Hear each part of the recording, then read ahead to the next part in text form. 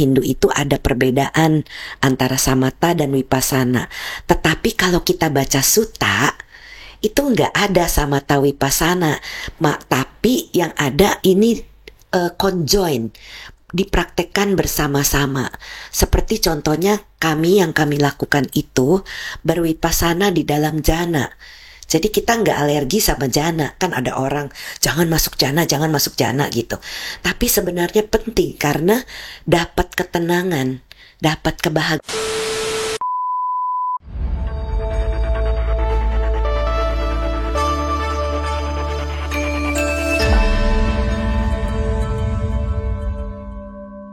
Semangat pagi, Namo Sang Yang Adi Budaya, Namo Buddhaya. Namo Buddhaya. Ya, pada kesempatan yang istimewa ini kita kedatangan seorang tamu yang sangat istimewa, Sis Brenda McRae. Apa kabar Sis Brenda? Baik Bro Effendi, terima kasih untuk undangan yang sudah disampaikan kepada saya supaya bisa mengisi podcast hari ini. Oke. Jadi Sis Brenda kan adalah ketua pembina ya dari Yayasan Dhamma Sukha Indonesia ya. Betul. Itu bergerak di bidang apa? Pertama-tama itu untuk meditasi, Bro. Jadi saya itu dulu mau cerita dari awal. Boleh. Jadi 2008 saya ketemu almarhum yang mulia Bante Wimalaramsi Mahatera di Laguna Beach di California. Waktu itu sama suami saya Scott. Kita ada kayak seperti one day retreat. Jadi kita bawa makanan potluck gitu, terus kita makan bareng-bareng, Bante baca sutta. Dan waktu itu saya terharu sekali karena sampai saat itu belum pernah saya melihat seorang biku yang baca sutta. Belum pernah. Mungkin ya pengetahuan saya terbatas ya. Jadi saya sangat terharu dan saya bilang ini guru saya. Karena saya nggak pernah nemu. Akhirnya beliau mengajarkan teknik meditasi yang beliau temukan kembali dari Majjhima Nikaya, yaitu pasambayang, yaitu untuk merilekskan. Yang pada saat itu, jadi beliau ceritanya ketemu itu dari sutta. Beliau pernah ke hutan meditasi pagi Pindapata di Malaysia kalau saya tidak salah ingat. Jadi di dalam gua pagi Pindapata dapat dana makanan. Kemudian di Thailand, Sis. Di Thailand apa di mana? Oh iya di Thailand, sorry. Beliau pergi ke Thailand dari Malaysia. Oh iya. Betul. Jadi beliau masuk hutan, baca sutta, praktek meditasi, dan beliau bilang ini tambah satu relax step ini mengubah keseluruh hasil meditasi beliau. Karena beliau sudah praktek lama. Beliau sudah ikut meditasi macam-macam di Myanmar, di Thailand, seperti itu. Dan jadi sama murid beliau meramu menjadi 6R. Apa yang kamu bilang ini sebenarnya udah tahu nih, recognize, terus rilis, melepas, lalu merilekskan yang kamu temukan ini, terus kamu suruh kita senyum, jadi re-smile, return mengembalikan ke objek, dan repeat mengulangi. Jadilah dibuat yang namanya 6R. Seperti itu, Bro. Dan setelah saya melihat itu dan Bante wanti-wanti pesan saya, jaga sila. Dulu kan ya sila tahu ya, tapi kita nggak praktek betul-betul. Jadi Bante suruh saya, kamu dana udah baik. Karena waktu itu Bante itu sedang datang ke rumah mamanya di Escondido, cuma setengah jam kira-kira dari tempat saya dan Scott tinggal. Dan kami seminggu sekali dana makan dalam jumlah besar. Jadi kami belanja buah-buahan, makanan untuk bisa dipanaskan dalam seminggu sekali kalau beliau ada di sana. Dan jadi Bante seringkali memberikan dhamma. Nah Bante suruh saya jaga sila. Dana kamu udah bagus, tinggal sila dijaga, kemudian meditasi. Nah saya penasaran, saya ikut retret ke Joshua Tree. Itu satu hari di sana itu padang pasir, panas, dingin, hujan, semua kondisi ada, tapi batin saya waktu itu sudah UPK. Tenang, seimbang, betul-betul kuat.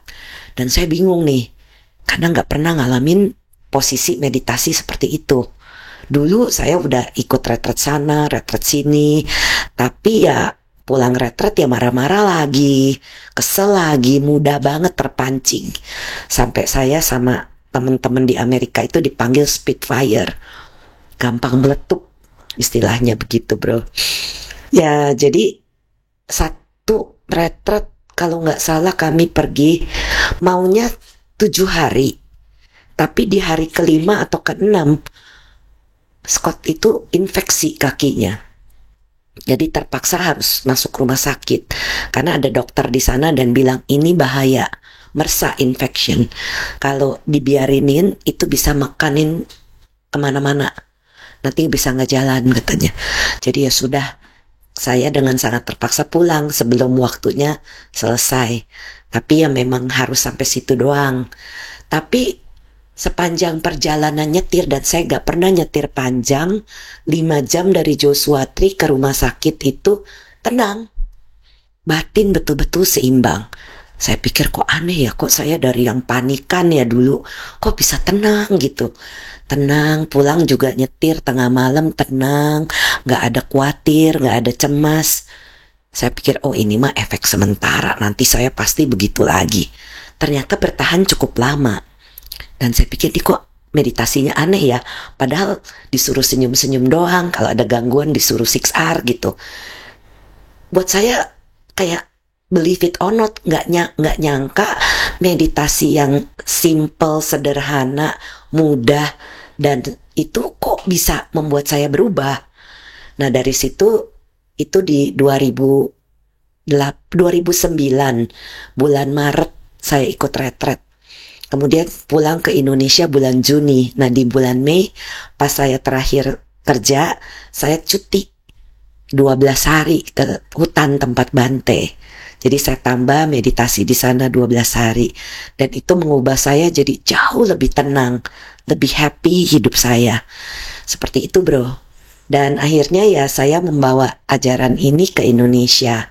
Karena saya pikir kok saya yang sifatnya meledak-ledak itu kok bisa jadi tenang, bisa lebih santai menghadapi hidup, nggak lagi panikan gitu loh bro Effendi. Oke, jadi sekarang ini yang belajar TWIM di Indonesia itu sudah ada berapa banyak? Wah, tidak terhitung. Karena kami ada mengajarkan online retret, juga offline retret. Kalau offline retret itu biasanya saya interview satu-satu tiap hari. Jadi terbatas 30 orang untuk peserta yang diinterview. Kalau yang tidak usah diinterview ya boleh siapa aja. Di dalam TWIM yang sudah hasilnya baik, mereka mau melatih diri, mau mengikis lebih banyak kilesa, boleh ikut lagi seperti itu bro. Kalau online sih udah pasti jauh banyak sekali ya bro, di seluruh Indonesia bahkan di dunia. Kebetulan kalau saya itu cuma handle di Indonesia aja, karena sudah banyak Twimers di negara-negara lain. Jadi di Indonesia mungkin udah berapa ribu kali ya, 10.000 lebih mau. Mungkin ada dari tahun 2011 waktu Bante ke Indonesia. 2010 maaf. 2010 waktu Bante ke Indonesia pertama. Iya, jadi saya juga sangat berterima kasih kepada Sis Brenda karena saya juga adalah murid dari metode TWIM ya. Dan ya Sis Brenda boleh dibilang adalah guru dan mentor saya juga ya. Dengan hasil yang baik sekali nih Bro Effendi. Ikut berbahagia. Nah, tapi coba kita mundur sedikit ya. Maksudnya mengapa nih orang butuh meditasi itu, kenapa? Oh, biasanya orang itu lagi stres, lagi suntuk. Mereka ya seperti saya, emosinya tinggi. Jadi kalau anehnya, kita sebagai guru atau pembimbing itu akan ketemu murid yang sama seperti kita. Jadi kata saya itu kan pemarah, emosional. Murid-murid yang saya ajarkan itu rata-rata seperti saya sifatnya. Kesabaran, emosional, panikan gitu loh bro. Nah itu mereka bisa mendapatkan ketenangan, kebahagiaan. Karena kita mengikis kekotoran batin. kilesa-kilesa dengan teknik yang ditemukan kembali oleh Bhante Wimalaramsi ini, yaitu 6R itu. Sepertinya sederhana, tapi itu manjur banget untuk mengikis kekotoran batin. Gitu. Jadi orang-orang mencari itu karena contoh ya bro, ada juga yang sudah praktek meditasi bertahun-tahun, tapi kok kayaknya nggak ada kemajuan gitu. Marah masih marah, emosi masih emosi, nggak ada, kayak jalan di tempat kata mereka. Kemudian biasanya ya mereka cari kita kan mau coba gitu. Nah begitu coba mereka praktekkan, ya hasilnya sangat baik. Karena mereka bisa tahu gimana cara mengikis kilesa-kilesa atau kekotoran batin itu. Kelebihan dari metode ini apakah karena dia bisa diaplikasikan dalam hidup sehari-hari? Betul banget. Betul ya? Betul banget. Jadi kebetulan saya bawa brosur ya. Di sini ada 6R atau 6M. Nah ini recognize ini mengenali. Kemudian tanya tahu, perasaan ada. Atau yang suka papanca banyak mikir-mikir, nganalisa gitu kan, overthinking gitu ya. Cuma tahu itu ada, nggak boleh diikutin. Lepas emosi misalnya, cuma tahu, lepas, nggak boleh diikutin. Rilekskan ketegangan di kepala, karena pada saat ada sesuatu gangguan muncul, itu pasti ada loba dosa moha di sana. Ada keserakahan, dosa penolakan atau kebencian, ada moha atau delusi. Inilah yang kita rilekskan. Jadi 6R kan setiap ada gangguan itu. Dan tentunya ini bisa dipakai untuk mengatasi gangguan di meditasi, juga dalam praktek kehidupan sehari-hari. Kita lagi bawa kendaraan, ada yang nyodok. Kalau dulu saya bisa Uber. Betulan bro. Okay. Iya, sampai segitu garangnya. Tapi setelah tahu, cuma tahu nih orang buru-buru, ya udahlah biarin aja. Jadi lebih bisa menerima, karena nggak terbawa sama emosi. Lepas tuh emosi keselnya, lalu dirilekskan ketegangan di kepala, karena kan di situ pasti ada kebencian, ada kemarahan kan. Jadinya itu yang kita lepas, rileks, lalu senyum. Udahlah, mungkin dia lagi kebelet mau ke rumah sakit atau kebelet mau ke toilet gitu. Itu dalam pikiran aja, jadi kita lebih bisa menerima keadaan sehari-hari. Dan itu yang membuat kita jadi lebih sabar, lebih rukun dengan lingkungan. Seperti itu bro. Ya betul, karena seringkali sebagian meditasi itu kan begitu pulang retret, orang udah sulit mungkin menerapkan itu. Betul, lagi, gitu ya. betul. Terutama saya juga begitu dulu bro. Okay. Jadi kebetulan teknik ini Bhante bilang ini harus dibawa dalam keseharian. Nah makanya kenapa beliau menulis satu buku yang berjudul Life is Meditation, Meditation is Life. Kehidupan adalah meditasi, meditasi adalah kehidupan. Itu betul banget. Jadi kita bisa mempraktekkan ini dalam keseharian kita. Senyum bisa nggak? Bisa. Ya, kesel bisa nggak di 6R? Bisa. Lagi panik bisa nggak di 6R? Bisa. Lagi kesel, marah, benci atau apa gitu, kondisi-kondisi ini kan semua gangguan. Nah itu kita praktekkan 6R-nya atau 6M ini, lalu mengubah kita jadi yang panikan ya udahlah, mau apa lagi gitu. Jadi lebih bisa santai dalam hidup, nggak keburu-buru. Saya itu dulu seneng banget buru-buru orangnya. Jadi ya begitulah, berubah bro. Jadi ini sangat terbantu menghadapi keseharian. Seperti yang Bro Effendi alami kan juga pasti ada perubahan kepribadian. Betul bro? Betul. Iya. Betul. Jadi ketenangan itu pasti dapat. Betul. Ya. Pasti dapat. Dan kita jadi bisa melihat kehidupan ini dengan ada jarak gitu, ya. Jadi nggak langsung bereaksi. Betul. Kalau dulu istilahnya dikeplak itu kita bisa keplak balik kan ya. Tapi sekarang kita dikeplak, ya udahlah. Bukan berarti kita bodoh ya, bukan. Tapi kita tidak memberikan reaksi berlebihan seperti itu. Karena ada jeda waktu untuk berpikir lagi atau 6R. Betul. Itu bro. Betul. Dan meditasi TWIM ini sebetulnya termasuk samatha atau vipassana ya sih? Oh, kita berwipasana di dalam jana. Jadi praktek dua-duanya. Jadi kenapa ada pemisahan? Kalau menurut almarhum Bante Wimala, beliau bilang yang memisahkan dua teknik ini adalah seorang biku yang bernama Buddhaghosa. Jadi background dari Buddhaghosa ini adalah Brahmana, Hindu sebenarnya. Jadi di situ di dalam Hindu itu ada perbedaan antara samatha dan vipassana. Tetapi kalau kita baca sutta itu nggak ada samatha vipassana, tapi yang ada ini conjoin, dipraktekkan bersama-sama. Seperti contohnya kami yang kami lakukan itu berwipasana di dalam jana. Jadi kita nggak alergi sama jana. Kan ada orang jangan masuk jana gitu. Tapi sebenarnya penting karena dapat ketenangan, dapat kebahagiaan. Salah satu faktor pencerahan adalah joy atau bahagia. Gimana kita mau tembus ke nibbana kalau kita nggak dapat happy, suka, piti itu ya. Jadi gimana kita mau masuk dalam ketenangan lebih dalam. Jadi itulah yang kita praktekkan.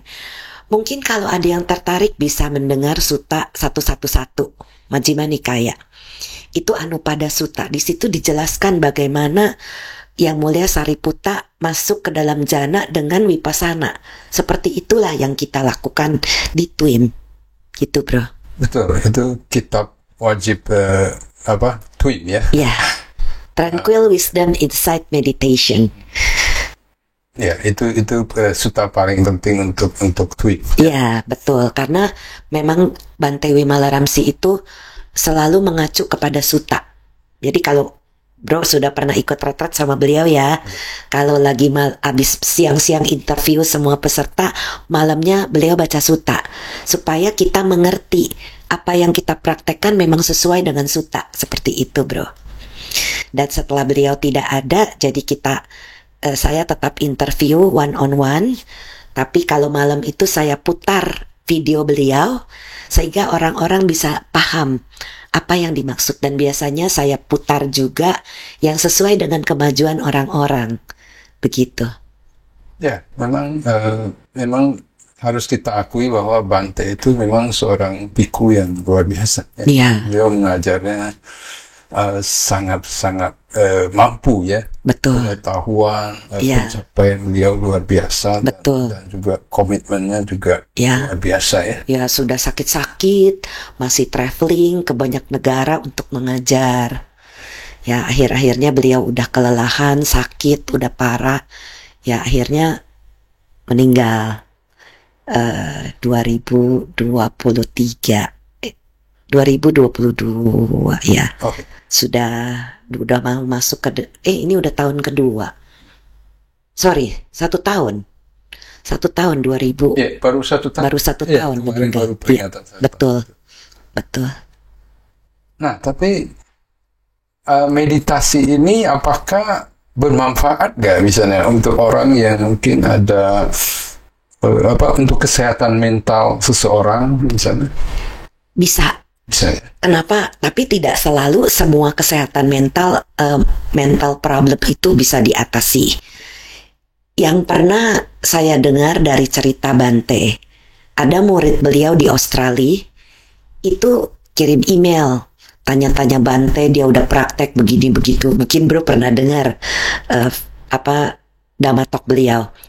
Ternyata orang itu bilang sekarang saya sudah tidak perlu. Dia Bante suruh coba kamu senyum 1 minggu. Jangan praktek meditasi, senyum 1 minggu. Setelah 1 minggu dia bilang kok mindfulness-nya membaik, satinya membaik katanya. Jadi saya sama dokter udah gak usah minum obat. Bante kaget, minum obat emang kamu tinggal di mana? Rumah sakit jiwa. Itu kebetulan contoh ya. Tapi contoh misalnya orang-orang yang punya masalah mental ini adalah yang stres. Kemudian biasanya banyak yang misalnya kecemasan. Itu bisa karena kita punya 6R ini. Tapi kalau misalnya bipolar, kemudian apa ya yang psikotik gitu ya, itu sudah tidak bisa. Jadi ada hal yang memang bisa, ada hal yang tidak bisa. Tapi ada orang-orang yang ke fisik sakit itu pun bisa sembuh. Saya. Ada satu sesama asmen, ya, beliau itu kena cancer. Dan pada saat kemo beliau bermeditasi, dan kemo itu katanya sakit, cancer itu sakit, tapi beliau tidak kelihatan. Waktu saya ketemu pertama kali dengan beliau, saya kaget. Kok orang kemo kulitnya nggak hitam, rambutnya nggak botak, kelihatannya ceria. Itu dia udah latihan meditasi waktu ketemu sama saya. Tapi dia udah sama atasannya, sama bosnya yang juga berlatih twin sama kita. Dan beliau itu ada di kejaksaan. Oh ya, Sis Yeni ya. Iya, betul. Itu luar biasa memang Sis Yeni itu. Jadi kita pernah talk show bareng sama Eyang Titi Puspa yang juga sembuh dari cancer karena meditasi. Jadi kalau kita meditasi masuk di dalam jana, terutama jana ketiga. Di dalam jana ketiga itu tidak merasakan tubuh, badan dengan hilang. Kecuali ada kaki, ada tangan, apa baru terasa. Nah itu beliau masuk ke sana tanpa beliau sadari.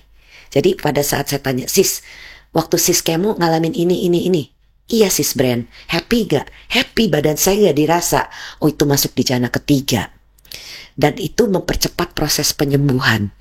Dan syukurnya sudah clear, sudah clean. Tapi beliau rajin kontrol. Seperti itu. Nah, tapi juga kan yang saya tahu kan di TWIM itu ada meditasi pemaafan ya. Oh ya. Itu meditasi itu seperti apa ya? Meditasi pemaafan ini sangat bermanfaat sekali. Karena meditasi pemaafan ini ujungnya adalah meta. Cinta kasih. Orang yang pernah mengalami luka batin, orang yang pernah disakiti, itu kan suka nggak kamguan ya bro, nggak bisa menerima. Nah dengan, walaupun Buddhis, jadi saya ketemu banyak sekali klien saya, walaupun Buddhis yang tahu karma, tapi kalau mengalami sesuatu nggak bisa nerima. Jadi kalau sudah dicari ke penyebabnya, biasanya past life regression. Karma apa sih yang terjadi? Nah itu mereka bisa menerima. Lalu saya juga tentunya akan mengajarkan meditasi pemaafan. Pemaafan ini melepaskan kemelekatan kita terhadap perasaan yang tumbuh dari kejadian yang ada. Misalnya diperlakukan dengan tidak adil, dilecehkan seperti itu, atau ya banyak deh luka-luka batin zaman dulu yang masih terbawa-bawa. Nah itu bisa menimbulkan penyakit. Kalau kita menyimpan kebencian, kemarahan, itu bisa jadi cancer. Kenapa saya berani ngomong begini? Praktek saya sehari-hari itu menunjukkan ke arah sana. Kalau orang cancer itu pasti ada kebencian. Nah, tapi saya pernah tanya sama satu dokter onkologi, apa iya orang yang cancer itu karena ada kemarahan kebencian? Betul Bu, 100%. Pasti ada kebencian atau kemarahan di dalam batin. Jadinya makanya itu jadi pemicu. Kan semua orang ada sel-sel kansernya ada, tapi berkembang atau tidak tergantung pikiran dan perasaan dia. Seperti itu. Jadi kalau sudah bisa memaafkan, udah bisa move on, udah bisa legowo, baru nanti masuk ke meta. Dan seringkali orang yang sulit menimbulkan rasa bahagia itu karena suka punya luka batin di masa lalu. Kita bukanya pakai pemaafan dulu. Memaafkan diri sendiri, memaafkan memori yang muncul sampai memori itu bisa memaafkan kita. Jadi sebenarnya pemaafan itu kalau ditanya orang itu maafin kita nggak penting. Yang penting adalah melepaskan kemelekatan kita kepada perasaan terhadap orang itu, supaya tidak terjadi kebencian yang dibawa terus-menerus. Karena ini bisa terlahir lagi di kehidupan-kehidupan berikutnya. Bawa-bawa terus. Kan capek bro. Betul. Jadi apa yang kita bisa dapatkan adalah lebih baik ini ya, simpan perasaan yang baik ya daripada benci ya. Betul, yang kusalah semuanya. Iya, pikiran yang baik, pembicaraan yang baik, berperilaku baik seperti itu daripada yang aku salah. Ngomong kasar misalnya, atau punya pikiran-pikiran negatif, atau berperilaku tidak baik, suka nendang orang, suka pukul orang, itu kan melanggar sila juga ya. Jadi kenapa Buddha menyarankan kita jaga sila? Itu untuk kebahagiaan kita. Dan dana sila ini merupakan dasar, pondasi untuk bisa meditasi. Kalau cuma dana tapi silanya tidak dijaga, nanti waktu meditasi banyak sekali gangguan yang muncul. Tapi kalau dua ini terjaga dengan baik, silanya baik, dananya kenceng. Dana itu bukan selalu dalam jumlah besar, tapi sering ya bro. Nah ini dua ini pondasinya udah cukup nih, nanti meditasi masuknya cepet, dapat hasilnya juga cepat masuk, seperti itu. Nah, jadi salah satu hal yang saya sadari ya, Sis Brand, bahwa sebetulnya meta itu juga akan mendukung sila ya. Ya. Karena kalau kita punya meta ya kita nggak mau sakiti orang, nggak mau merugikan. Betul banget. Jadi itu sebabnya kenapa yang mulia almarhum Bante Wim itu lebih suka mengajarkan meta. Karena dalam suta-suta pun lebih banyak disebutkan tentang meta ketimbang anapanasati. Bukan berarti anapanasati tidak bisa dipakai, sangat bisa. Tetapi dengan punya meta, kita bisa jaga sila. Dengan karuna juga sama. Kita punya meta, karuna, mudita, upeka. Nah ini 4 Brahma Wihara ini kokoh sekali buat kita yang mempraktekkan. Jadi kemajuan pun dalam meditasi cepat. Seperti itu bro. Iya, betul. Karena juga ya akhirnya kan sila itu penting ya. Akhirnya ya seperti buku Bante itu ya. Jadi meditation is life, life is meditation. Ya, betul banget. Karena tujuan akhir dari kita kan nibbana. Kalau dulu saya ikut retret bertahun-tahun gak ada hasil, mungkin saya tidak tahu, mungkin saya yang bebel ya, gak ikutin benar-benar seperti apa yang diajarkan guru. Tapi sejak saya praktek dengan TWIM, itu saya melihat sendiri kemajuan batin pribadi dan juga orang-orang yang kami ajarkan itu berubah. Dan itu menuju ke hal yang baik. Karena kalau sudah tembus istilahnya masuk ke jalur-jalur kesucian, pasti akan ada perubahan kepribadian. Pasti itu. Apakah mungkin, maksudnya dengan meditasi itu mencapai kesucian? Oh sangat mungkin. Saya bisa bilang sangat mungkin karena kalau saya bimbing retret saja, minimal kalau makanya retret sama saya minta sudah online dulu supaya mereka sudah maju, sudah meta bisa ke 6 penjuru. Jadi bukan dari awal dari teman spiritual. Nah itu akan cepat sekali majunya. Setiap hari ada kemajuan-kemajuan dan dibimbing supaya bisa tembus masuk ke dalam jalur-jalur kesucian, mengalami nibbana, bisa mencapai Sotapanna, Maggapala, Sakadagami Maggapala, Anagami Maggapala. Itu yang sampai sana yang saya tahu. Yang arahat belum ketemu. Oke, betul. Tapi bagaimana kita tahu nih bahwa seseorang itu mencapai kesucian itu cara tahunya gimana? Interview bro. Dan melihat rupa wajah ini sinarnya beda. Terutama pada saat seseorang baru mengalami ya. Sinar itu keluar. Kebahagiaan itu keluar. Karena kebahagiaan tertinggi atau nibbana itu dialami. Itu kebahagiaan yang gak pernah bisa didapat sebelumnya, misalnya belum pernah mengalami kebahagiaan seperti itu. Tentunya terpancar dari wajah. Dan biasanya kalau lagi retret saya ajak asisten-asisten untuk melihat ini udah nih keluar sinarnya. Jadi mereka pun udah bisa ngelihat. Apalagi kan ditanya pengalamannya seperti apa. Jadi saya juga tidak sembarang gegabah ya menentukan seseorang sudah atau belum. Jadi biasanya saya tanya-tanya sesuai dengan apa yang saya sudah tahu, belajar sama Bante dan pengalaman pribadi. Jadi tentunya banyak pertanyaan yang saya tanyakan. Apakah apa yang dialami, apalagi kalau udah begini seperti apa gitu-gitu bro. Jadi harus orang itu bisa menjelaskan apakah belenggu-belenggu itu, 3 belenggu itu betul-betul patah kalau sudah di Sotapanna, terutama udah di pala ya. Kalau sudah dapat buah itu patah betul. Jadi tidak mengerti, paham tidak ada aku yang kekal. Jadi ya aku ini siapa, nggak ada siapa-siapa ternyata. Kemudian paham bahwa Dhamma adalah jalan yang benar. Tidak ada keraguan tentang Dhamma. Kemudian upacara doa-doa Silabata Paramasa itu nggak bisa membawa ke dalam jalur kesucian. Itu betul-betul mereka yakini. Jadi biasanya saya pancing, tanya, oh iya Sis Brenda. Biasanya mereka ada satu peserta yang saya sangat ingat,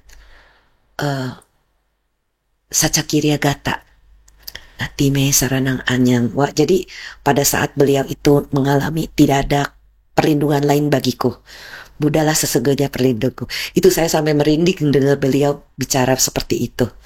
Itu yang Buddhis. Tapi yang bukan Buddhis pun mereka biasanya mengkonfirmasi tentang 3 belenggu yang patah untuk di Sotapanna.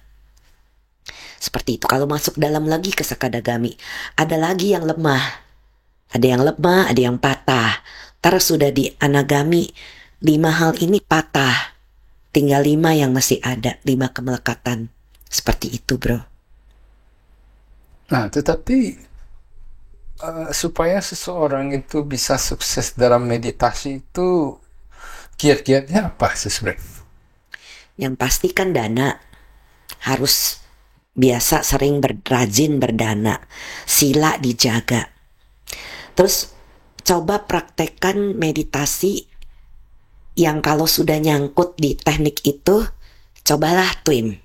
Biasanya mereka begitu. Kemudian mereka akan praktekkan, oh iya ya ternyata berbeda.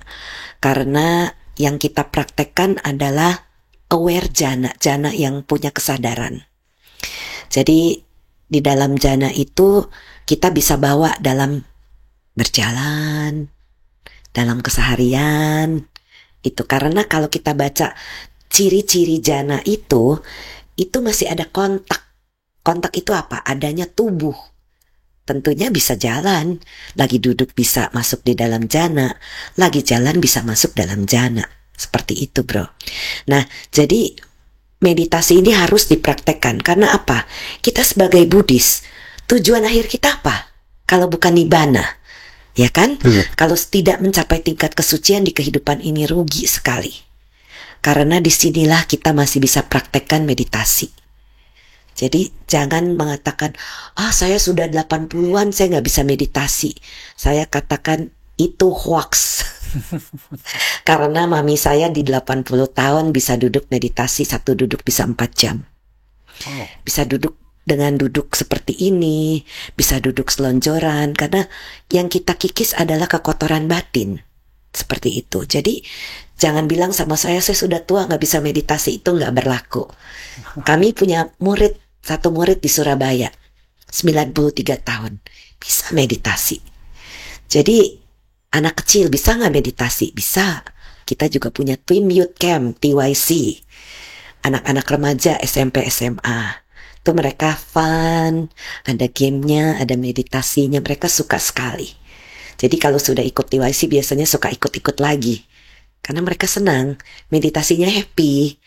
Meta kan bawa happy kan jadinya bro, senyum gitu ya. Oke. Jadi untuk yang remaja itu dikemas dalam cara yang berbeda ya? Betul, sekali-sekali bro boleh ikut membimbing remaja. Karena saya juga kalau lagi ikut di TYC itu jadi muda lagi. Karena seneng ngelihat mereka main.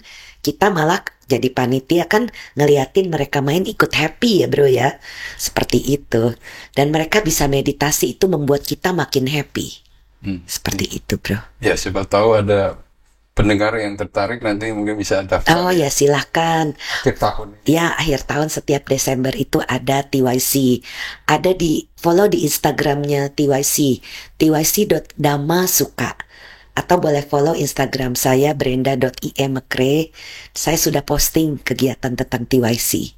Jadi boleh, untuk yang SMP SMA silahkan ikut 5 hari aja. Ya.